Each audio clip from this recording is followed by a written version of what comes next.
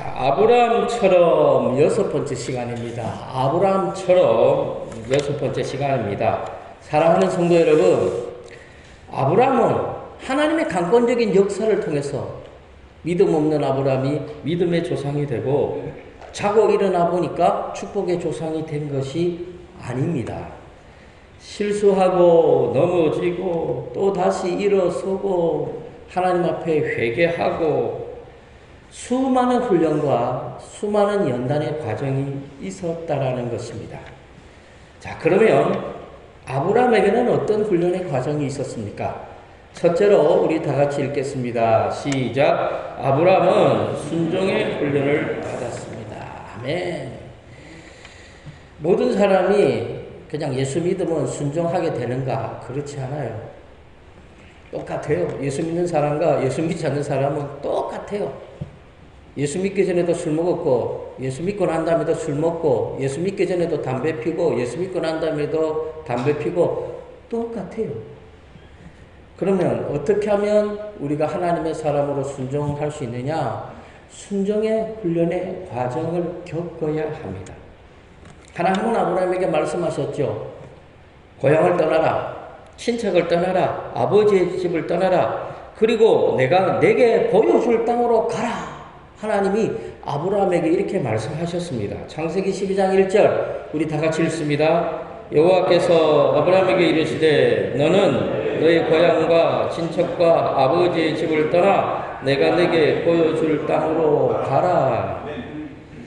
그러나 아브라함은 고향은 떠나는지 몰라도 완전히 떠나지 못했고 또 친척도 떠나지 못했습니다. 갈대아 우르는 떠났지만 하나님이 보여줄 땅으로는 가지 않았죠. 화란 땅에 정착합니다. 아브라함은 하나님의 말씀에 온전히 순종하지 않았다라는 거죠. 무슨 얘기입니까? 아브라함이나 우리나 똑같아요. 믿음의 사람이라고요? 아니에요. 처음에 아브라함은 믿음의 사람 아니었어요. 하나님이 말씀하시면 자기 생각에 옳으면 순종하고 자기 생각에 안 맞으면 순종하지 않았어요. 하나님은 분명히 갈대아 우르 고향을 떠나서 하나님이 보여줄 땅으로 가라 그랬는데 그렇게 안 가잖아요. 그리고 친척을 떠나라고 그랬는데도 친척을 완전히 떠나보내지 않아요. 그래서 하나님은 다시 아브라함을 부르시죠. 그래서 아브라함이 하나님의 부르심에 순종해서 이제 하란 땅을 떠납니다. 아버지의 집도 떠나요. 그래도 아직도 친척의 집은 떠나지 못했습니다. 여전히 조카 롯과 동행을 합니다. 그 결과 하나님이 복을 주셨는데도 불구하고 아브라함의 목자와 롯의 목자가 서로 다투는 거지.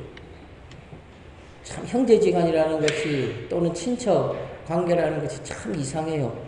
누군가가 복을 받으면 축하해 줘야 되고 서로가 복을 다 받으면 서로가 하나님 앞에 감사해야 되는데 오히려 복 받은 사람들끼리 서로 다투는 경우가 정말 많이 있습니다. 가정법원에 가보면요. 돈 많은 사람들이 재판하고 형제끼리 고소하고 싸워요. 돈 없는 사람은 안 싸웁니다. 복을 받았는데 왜 싸우죠? 아브라함도 하나님이 복을 주셔가지고 가축 때가 많아졌죠.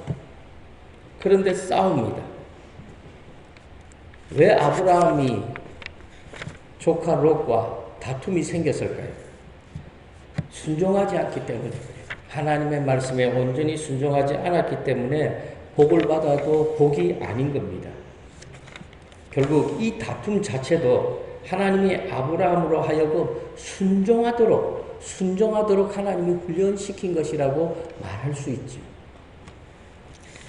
그래서 아브라함은 롯에게 뭐라고 말합니까? 우리는 한 가족이니까 우리 서로 싸우지 말자. 우리 다투지 말자. 그러면서 드디어 롯을 떠나보내려고 합니다. 처음부터 떠나보냈으면 아브라함과 롯이 서로 다툴 일이 없었겠죠. 다투고 난 다음에 이제 아브라함이 결심을 합니다. 우리는 한 가족이니까 우리 다투지 말자. 그래서 롯을 떠나보내려고 하죠.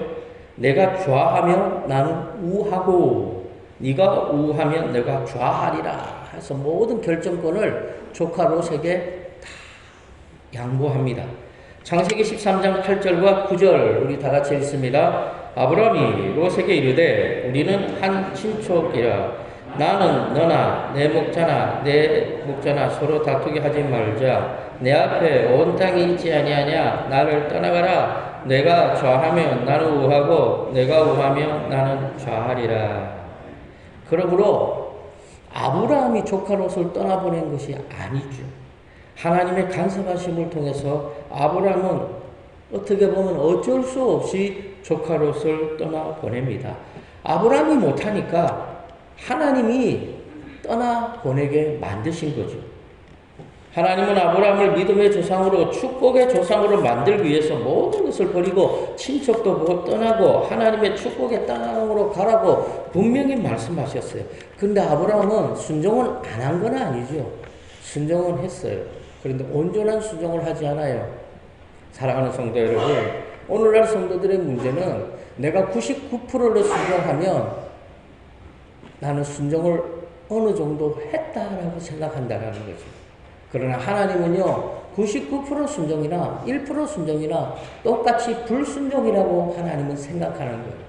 하나님 앞에 순종은 온전한 순종입니다. 아브라함은 하나님의 말씀에 100% 온전히 순종해야 했죠. 그러나 온전히 순종하지 않았어요. 그러면 우리는 어떻습니까? 아브라함처럼 모든 것을 버리고 친척도 버리고 하나님의 축복의 땅으로 가고 있습니까? 우리의 믿음을 위해서 사명을 위해서 살아가고 있습니까?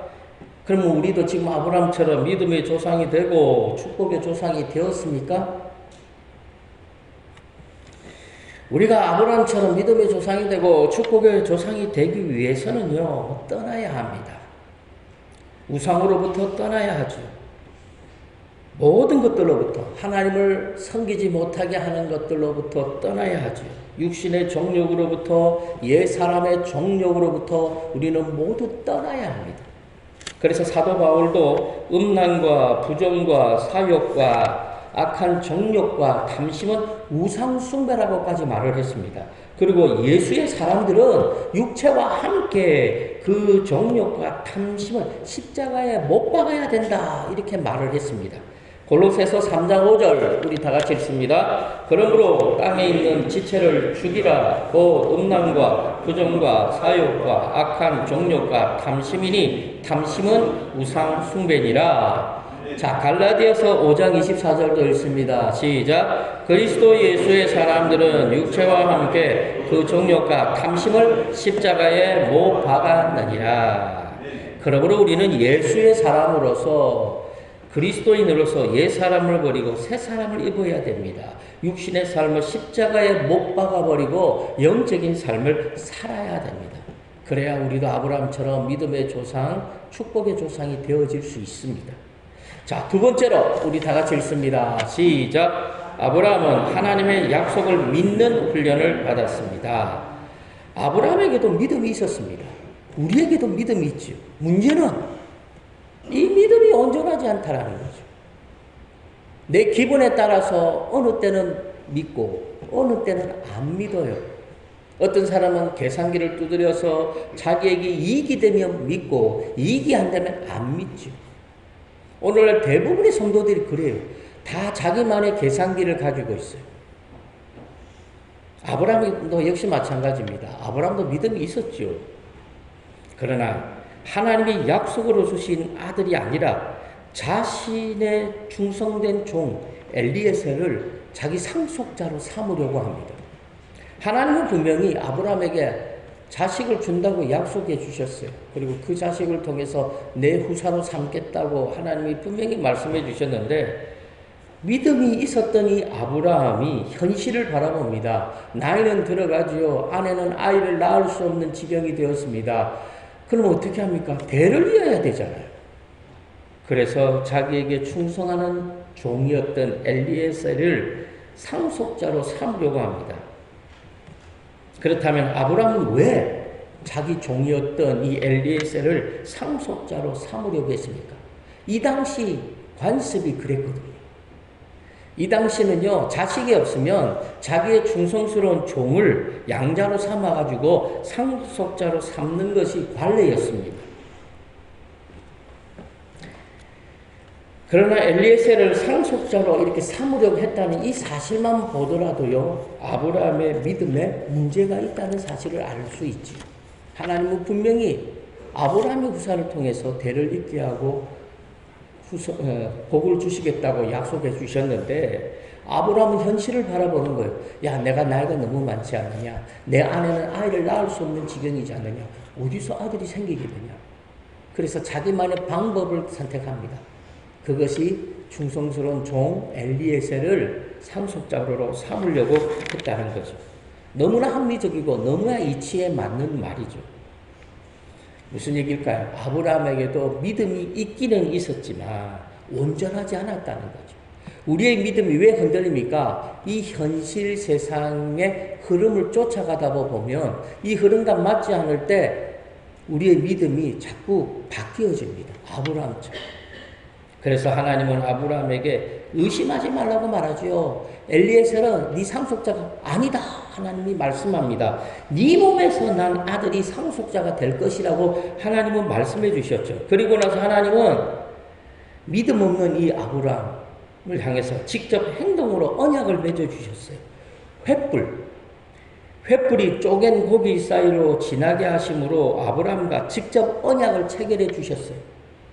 하나님은 횃불 언약을 통해서 당신의 언약이 반드시 성취된다는 사실을 아브라함에게 보여주신 겁니다. 그러니까 하나님은 아브라함에게 끝까지 나를 믿으라는 거죠. 나를 믿어. 믿음은 네 후손을 통해서 믿음의 조상이 되고 네 후손을 통해서 하나님의 복이 이어질 것이라고 말을 합니다. 그래서 아브라함은 이 횃불 언약을 통해서 또 자신의 믿음을 다시 잡습니다. 그리고 난 다음에 이 횃불 언약에 대해서 자기 와이프 사라에게 그대로 이야기했죠. 그때 사라가 뭐라고 말하죠? 사라는 참 똑똑한 여자인 것 같아요. 굉장히 똑똑해요. 사라가 아마 이렇게 말을 했을 거예요. 여보, 내 나이가 몇인 줄 압니까? 나이가 80입니다. 80에 무슨 아이를 낳겠습니까? 나는 이미 경수가 끊어진 지 오래입니다. 아마도 하나님이 내가 아니라 분명히 당신의 아들은 아들인데 내 몸에서 난 아들이 아니라 다른 여자를 통해서 아이를 주시려나 봅니다. 이 말을 하니까 아브라함이 귀가 솔깃하는 거예요. 왜? 너무나 합리적인 말이잖아요. 그래서 사라는 아브라함에게 이 당시 관습대로 자신의 몸종이었던 이 하갈이라는 여자를 남편 아브라함에게 주죠. 아들을 낳으라고 합니다. 그리고 그 아들을 상속자로 삼으라고 하죠. 그런데 아브라함은 분명히 하나님이 횃불 언약을 통해서 네 몸에서 난 아들, 그 아들을 통해서 아들을 주시겠다고 약속하셨는데 이 사라의 아주 교묘한 말, 이 너무나 이치에 맞는 말 한마디에 이 아브라함도 흔들려버리고 이 사라의 말이 그대로 하나님의 말씀으로 믿어지는 거죠. 창세기 16장 1절과 2절 우리 다 같이 읽습니다. 아브라함의 아내 사라는 출산하지 못하였고 그에게 한 여종이 있으니 애굽 사람이요 이름은 하갈이라. 사라가 아브라함에게 이르되 여호와께서 내 출산을 허락하지 아니하셨으니 원하건대 내 여종에게 들어가라. 내가 그로 말미암아 자녀를 얻을까 하노라 하매 아브라함이 사라의 말을 들으니라. 그래서 아브라함은 하갈을 통해서 이스마엘이라는 아들을 낳아요.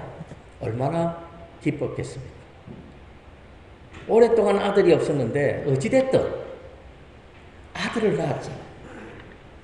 그런데요, 이스마엘은 하나님의 약속의 아들이 아니에요. 이스마엘로 인해서 아브라함의 가정에 불화가 찾아옵니다. 사랑하는 성도 여러분, 이스마엘은 하나님이 약속해 주신 아들이 아닙니다. 이스마엘은 하나님의 말씀에 순종해서 낳은 아들이 아닙니다.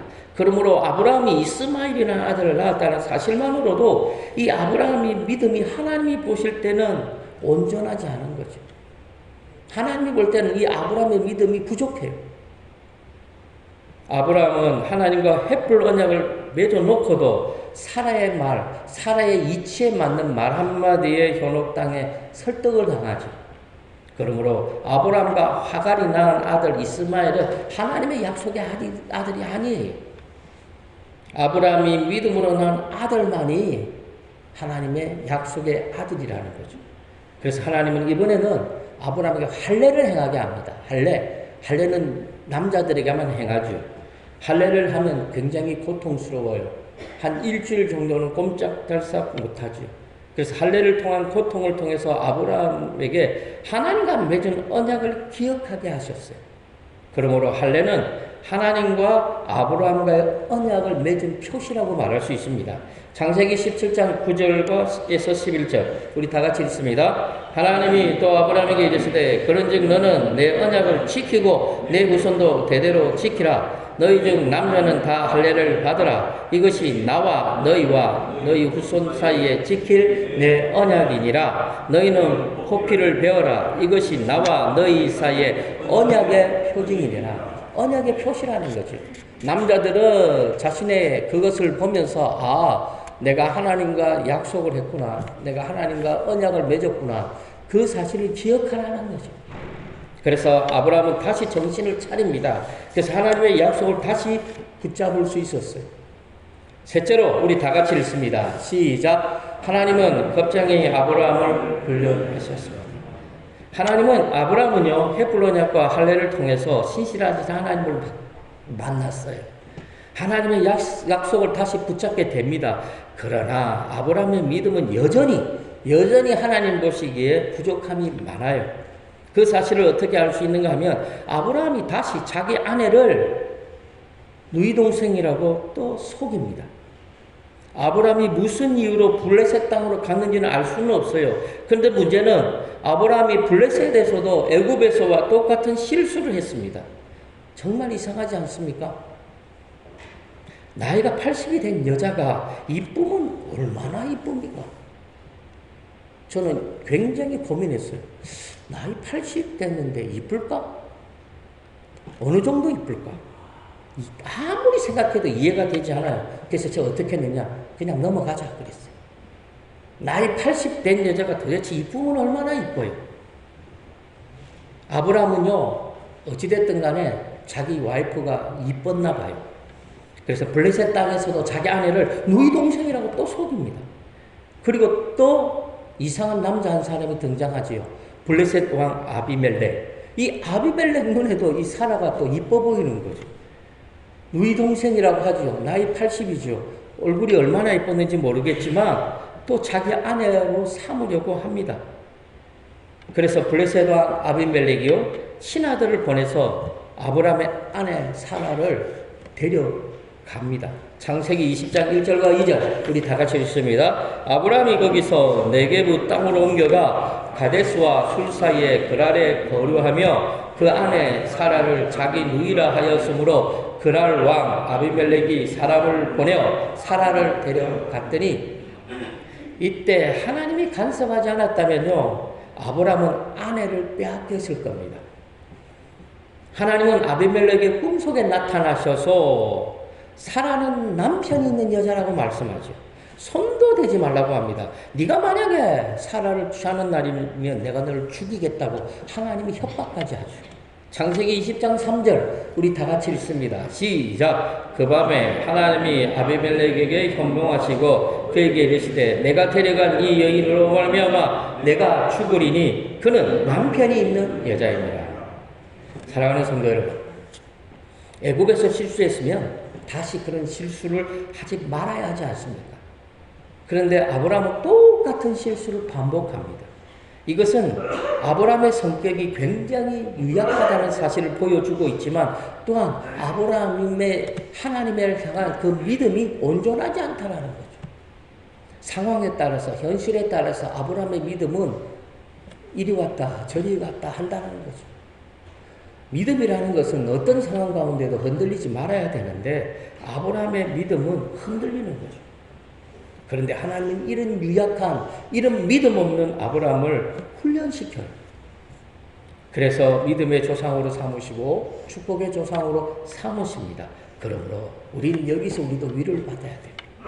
우리도 아브라함처럼 될 수 있다라는 거죠. 아브라함같이 유약한 사람도 하나님이 훈련을 시키셔서 믿음의 조상으로 축복의 조상으로 삼으셨습니다.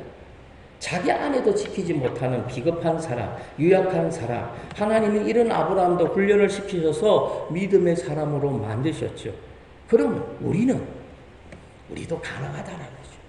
저와 성도님들도 얼마든지 아브라함처럼 될 수 있습니다. 설마 남편들 중에서 자기 아내를 옆집 친구에게 너희 동생이라고 속이신 분 있습니까? 없지요. 그런 분들은 아브라함보다 훨 나은 거죠. 그러므로 우리도 소망이 있죠. 우리도 아브라함처럼 믿음의 조상이 될 수 있고 축복의 조상이 될 수 있습니다. 하나님이 우리를 훈련시킨다면 우리는 얼마든지 가능하지요. 하나님이 우리를 훈련시킬 때 우리가 도망가지만 않는다면, 하나님의 훈련 방식에 우리가 온전히 순종만 한다면, 시간이 지나면 우리도 아브라함처럼 믿음의 조상이 되고 축복의 조상이 될 수 있다는 겁니다. 그러므로 연약하다고, 능력이 없다고 제발 말하지 마시기 바랍니다. 그건 나도 알고 다른 성도들도 알고 하나님이 더 잘 압니다. 더 잘 아시는 하나님이 우리를 부르셨어요. 연약하고 부족하고 능력 없고 두려워 벌벌 떠는 겁쟁이 같은 아브라함과 같은 우리를 부르셨어요. 왜 부르셨을까요? 하나님의 훈련소에 들어가게 하시고 훈련소에서 훈련시키셔서 우리를 믿음의 조상으로 삼고자 하는 하나님의 뜻이 있기 때문입니다. 분명한 사실은 아브라함의 믿음은 여전히 하나님 보시기에 온전하지 않았다는 거예요.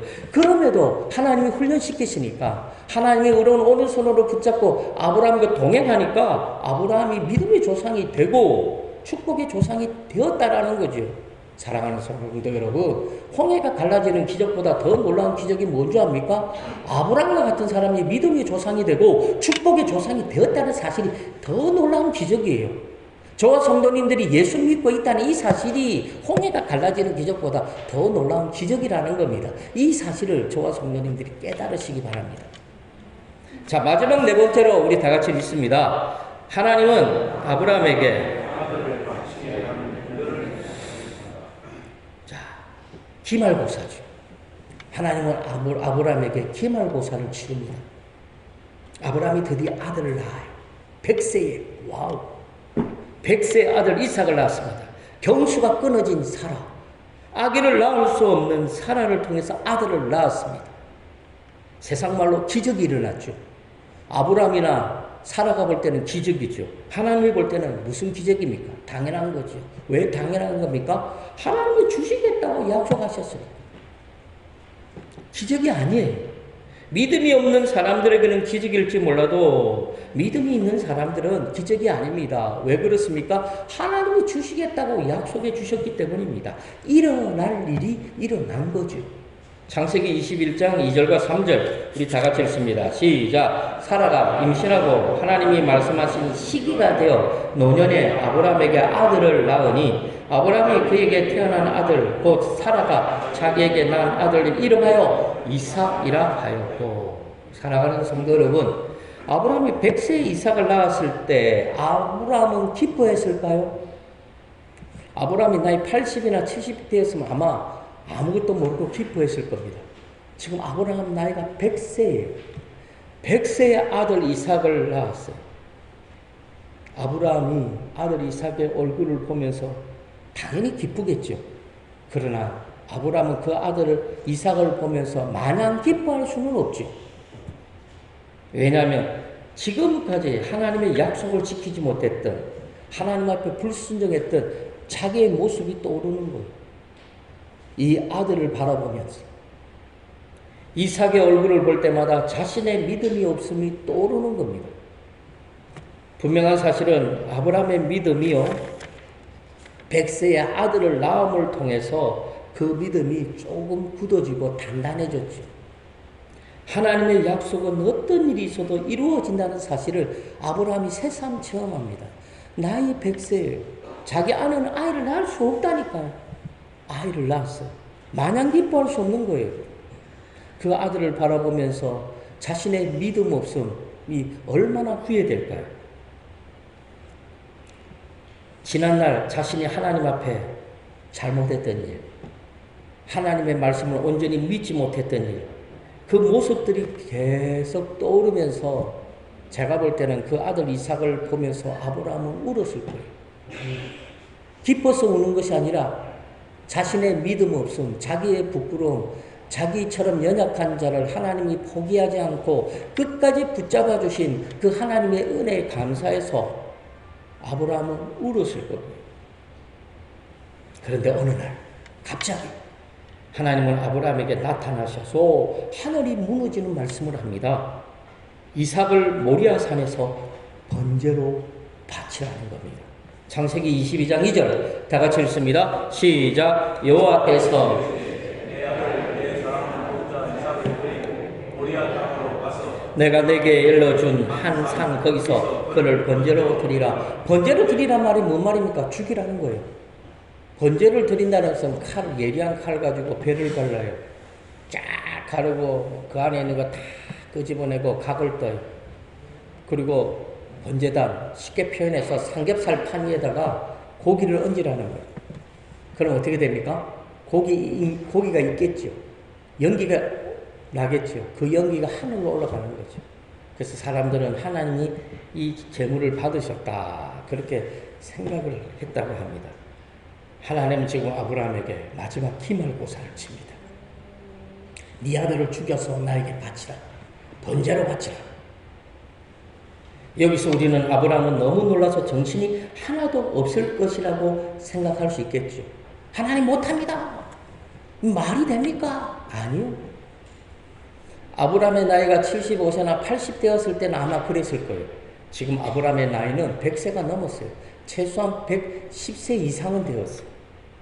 산전수전을 다 겪었죠. 하나님과 동행하는 인생, 그 험한 인생을 통해서 자신의 부족함을 절실히 깨달았던 사람이 아브라함이에요. 그 아들 이삭을 볼 때마다 자신의 부끄러움이 생각나서 감히 하나님 앞에 얼굴을 둘 수 없는 사람이 아브라함이에요. 하나님이 그 아들을 번제로 바치라고 합니다. 아브라함은 하나님의 말씀에 아무 말을 하지 못합니다. 아브라함은 침묵하죠. 그리고 생각합니다. 갈대아 우르에서부터 지금까지 하나님과 함께한 삶을 되돌아보는 거죠. 마치 영화 필름처럼.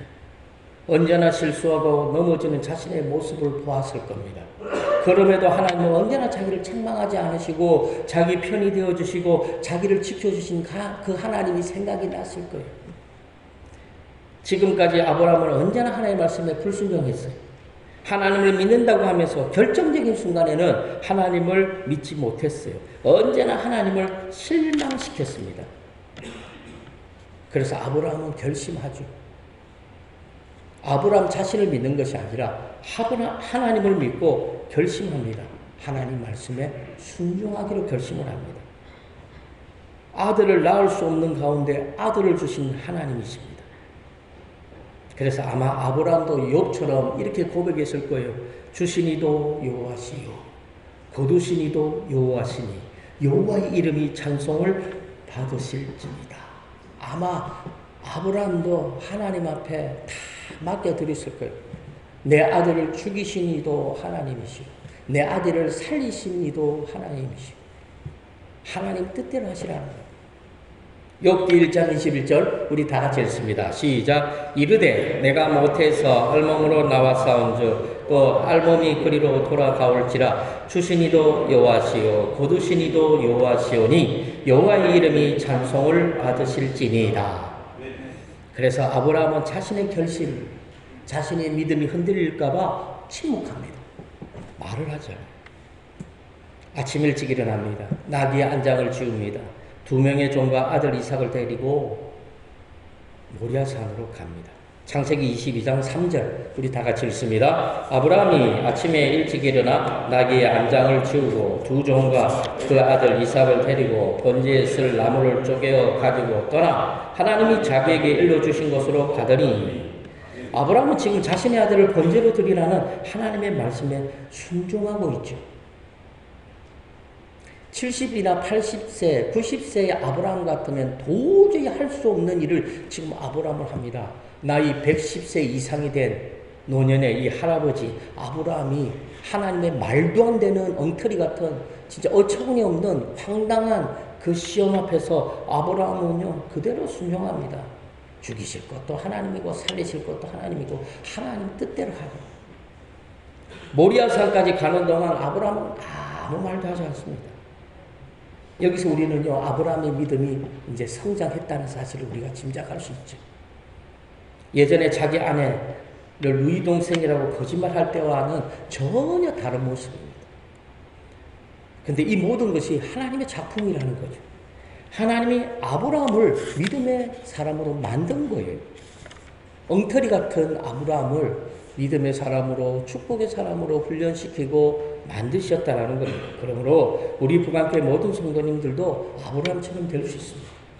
우리의 능력으로 되는 것이 아니죠. 우리의 능력으로 된다면 불가능해요. 노력하면 다 된다고요? 거짓말하지 마세요. 노력해서 안 되는 것이 훨 많아요. 우리의 능력으로 할 수 있는 일은 우리가 할 수 없어요. 그러나 하나님이 우리를 아브라함처럼 세워줍니다. 훈련시켜줍니다. 하나님의 능력으로 됩니다. 하나님의 능력으로 우리는 아브라함이 될 수가 있죠. 아브라함처럼 믿음의 조상이 될 수 있어요. 축복의 조상이 될 수 있다는 겁니다. 아브라함처럼 연약하고 겁쟁이 같고 거짓말 잘하는 이런 사람도 하나님이 믿음의 조상으로 만드셨기 때문입니다. 그러므로 저와 성도님들도 비록 이 땅의 삶을 살면서 실수한 거 넘어지더라도 너무 실망하지 마시기 바랍니다. 하나님의 손에 붙잡힌 인생, 하나님께 훈련받아서 믿음의 조상이 되고 축복의 조상이 다 되어지기를 주님의 이름으로 간절히 축원합니다. 하나님 감사합니다. 우리